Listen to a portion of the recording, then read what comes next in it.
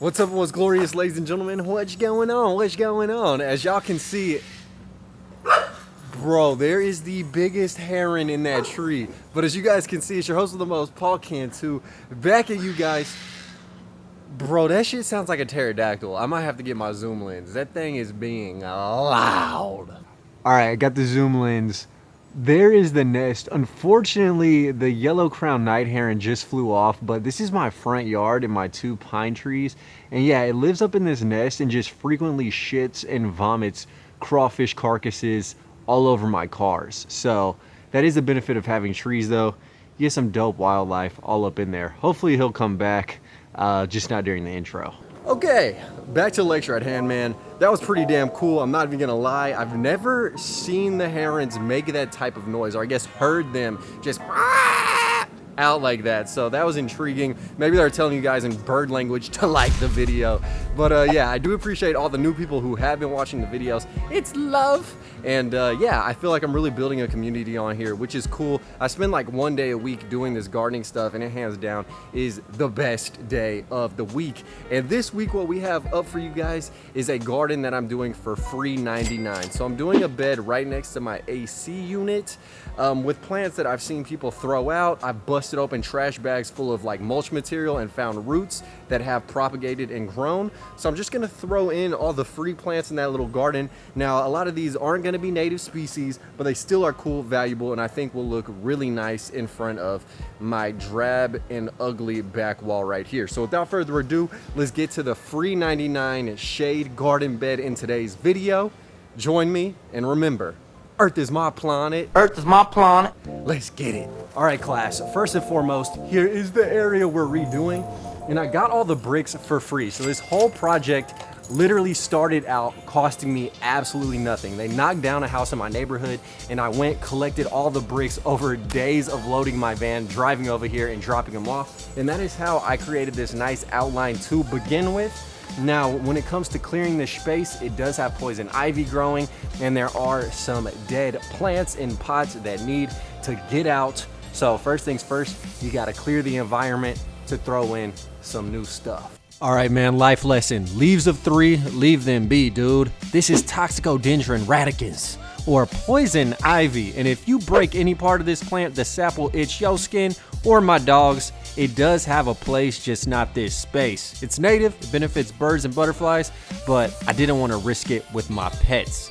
Then I moved out these nasty looking pots and yanked my dead frostbitten plants out the way and cleared up the area. All right. So the area is somewhat cleaned up.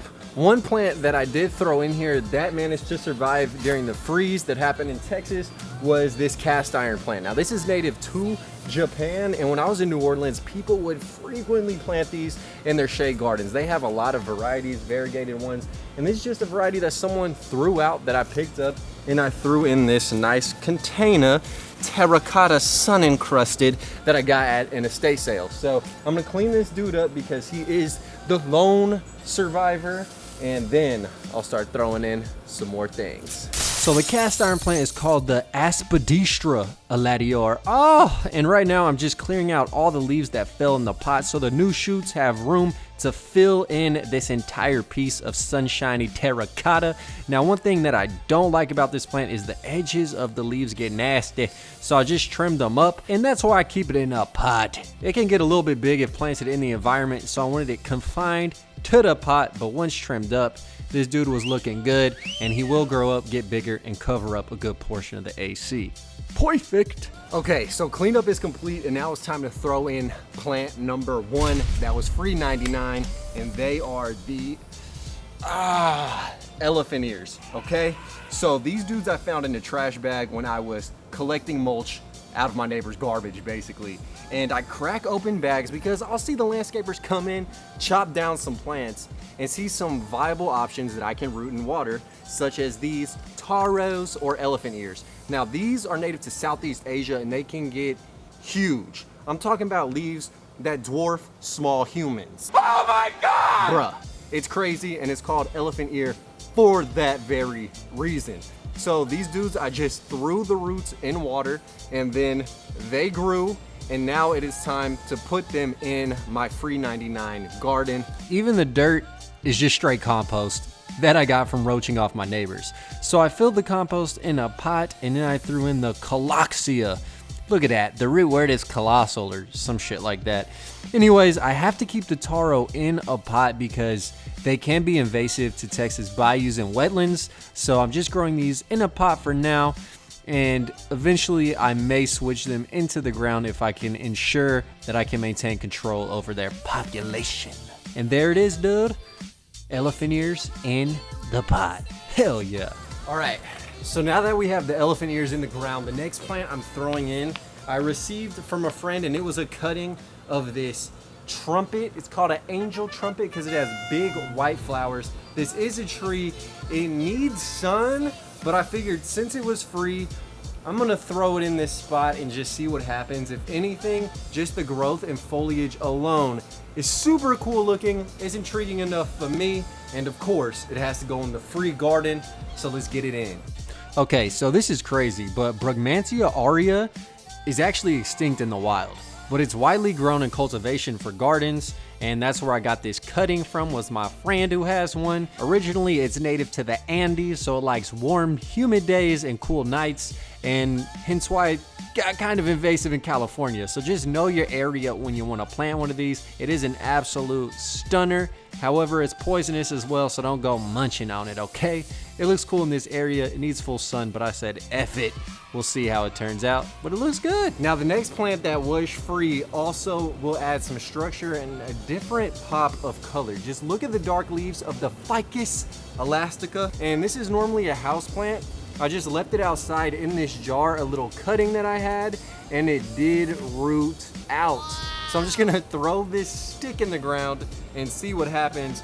It's pretty nasty up in here, but let's get this guy in and hopefully he can grow up and add a nice pop of different color to this area. Oh yeah, dude. So all the plants are tiny, but it already is starting to look good. I feel like we're cooking up in here. Now the next plants I got was not free. What? So unfortunately, some of these dudes I did pay for, but I got this Bromeliad at an estate sale for I think like $2 to $4, bro.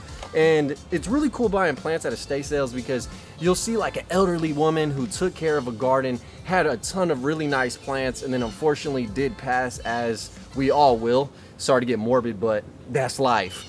But it's cool that I could pick up where she left off and utilize the plants and still care for them, so that way they are still thriving and surviving despite the original caretaker no longer being with us, man. It's a beautiful thing, but this is like a lemon lime color, and if it does freeze, it will die. But the color variety and just the flowers that pop off of these dudes are so astounding that I have to throw this in the ground one time for the one time to let it reach its full potential and get out this pot.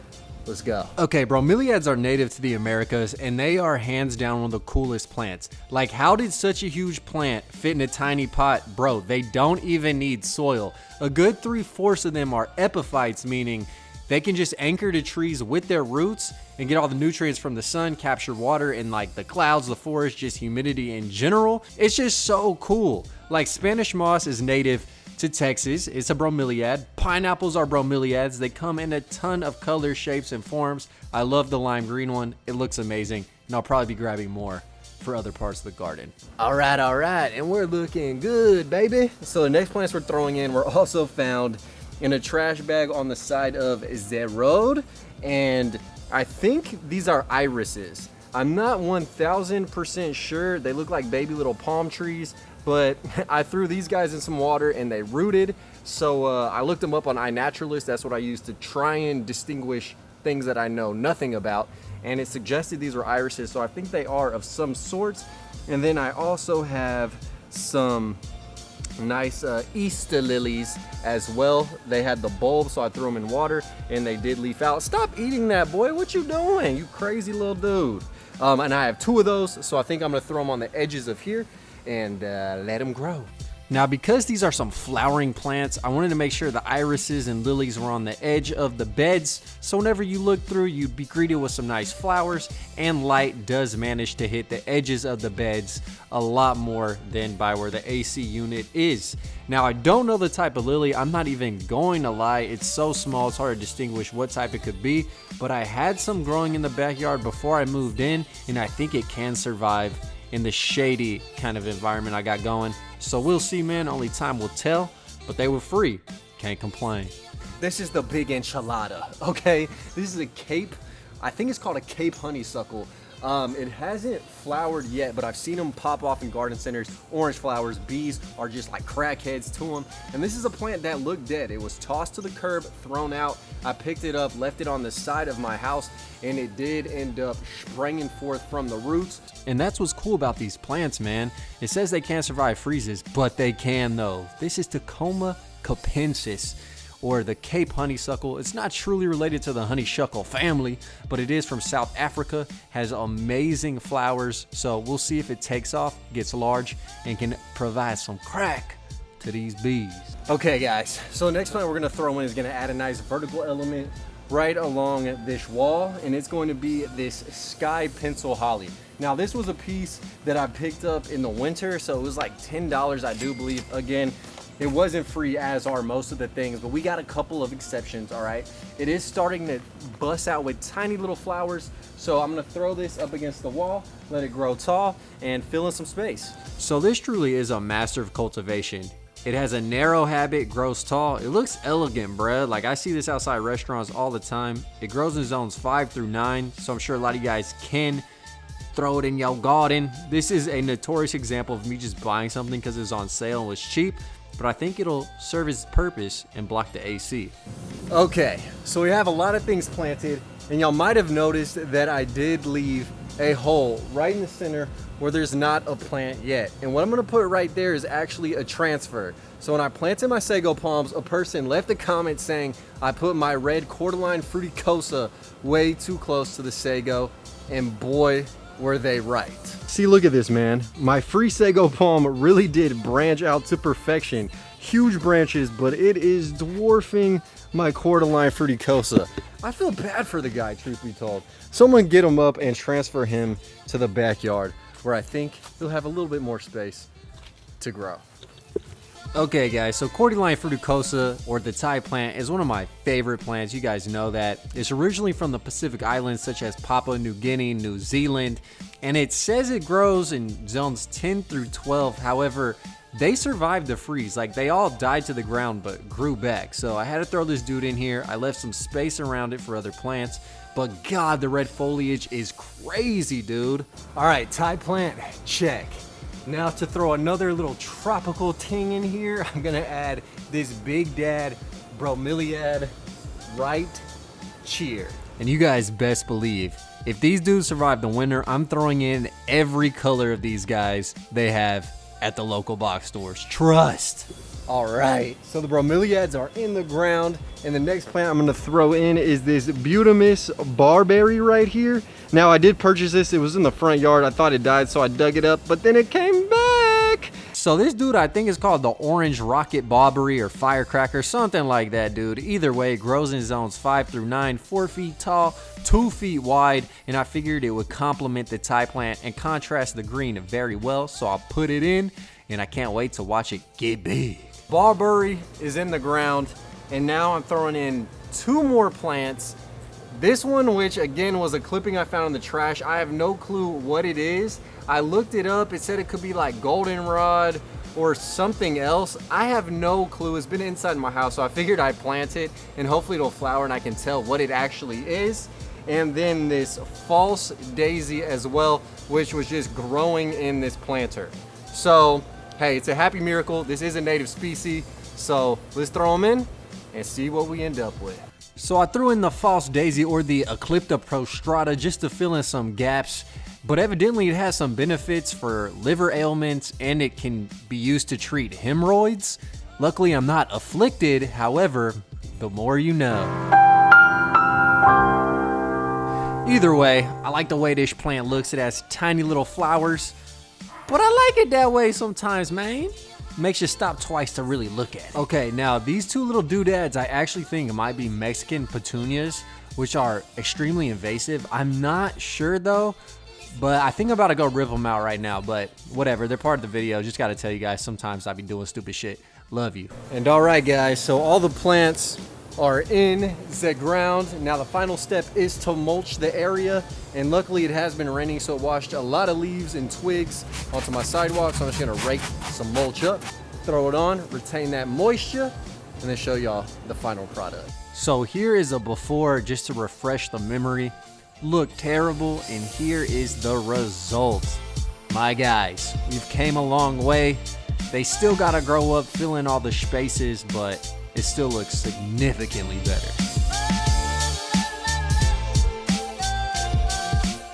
And there you have it, ladies and gentlemen. Hopefully y'all did enjoy today's video. If you did, please again hit that like button. Small channel, that's the only way I can get it to grow something like these plants. Speaking of which, I cannot wait until these dudes actually take off and get larger. It's gonna be a whole different view and a whole different fullness and variety to the garden once they reach their full mature potential. And I will give you guys updates, so stay tuned for that.